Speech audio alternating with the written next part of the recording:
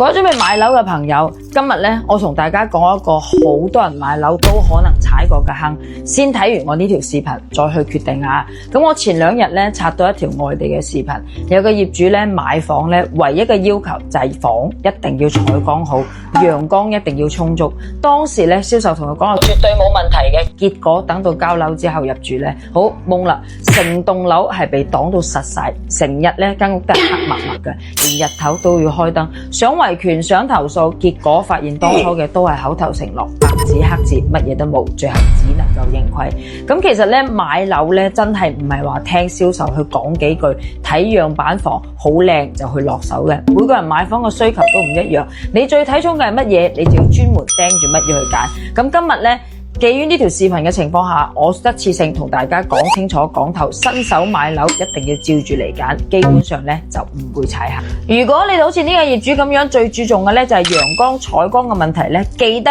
千祈唔好淨係聽銷售講，亦都唔好淨係睇低層嘅樣板間，一定要睇樓間距、流動嘅朝向、前後有冇高層擋住，避開流動嘅夾縫。還有嘅就係底層俾大樹擋住個位置。記得啊，所有採光嘅承諾咧都唔好相信口頭嘅承諾，親自睇過咧先係最靠譜嘅。咁如果你哋最注重嘅係生活配套，睇重嘅係日常生活過日子方便嘅話咧，就唔好淨係睇規劃嘅藍圖啦，重點要睇現成嘅菜市場啦、超市啦、餐飲店啦有冇落地，唔好被未來幾年會起啲乜嘢嚟畫大餅。剛需自住一定要睇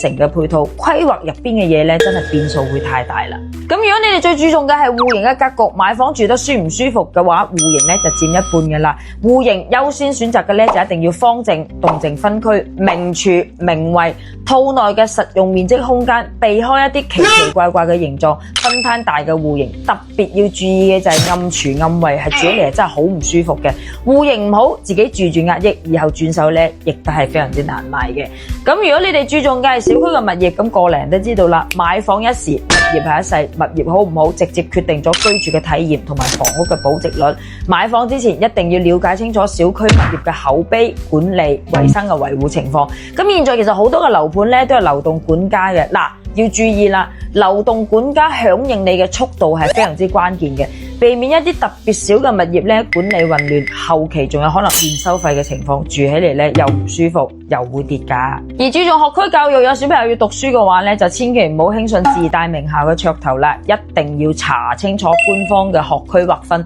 特別係轉校生。我有好多嘅客人買咗樓之後翻嚟揾我吐槽，俾人哋呃咗嘅。入學嘅政策、落戶嘅要求，千祈唔好聽銷售嘅口頭承諾，一定要自己查清楚，因為有時咧好多都係臨時掛靠嘅，會有變動嘅可能。咁而注重交通通勤嘅上班族咧，優先睇嘅就係早晚高峰嘅路況，離主幹道嘅實際距離。嗱，千祈唔好睇直線距離啊，要實測行路開車通勤嘅時間究竟有幾長，避免睇住近行住遠，尤其係上落班要塞車嘅情況，呢個一定要注意。咁最後咧，注重保值，想轉手快或者以後打算置換投資嘅話咧，優先選擇嘅咧就係要核心地段，配套成熟、口碑嘅大盤，避開一啲偏遠嘅郊區啦。還有注意嘅就係有冇閃光點啦，例如學區、物業、戶型等等，千祈唔好淨係貪平，因為你買嘅時候平，賣嘅時候亦都係平嘅，分分鐘可能根本無意接你呢個盤。咁其實買樓咧就真係冇十全十美嘅房嘅，先要揾準自己最核心嘅需求，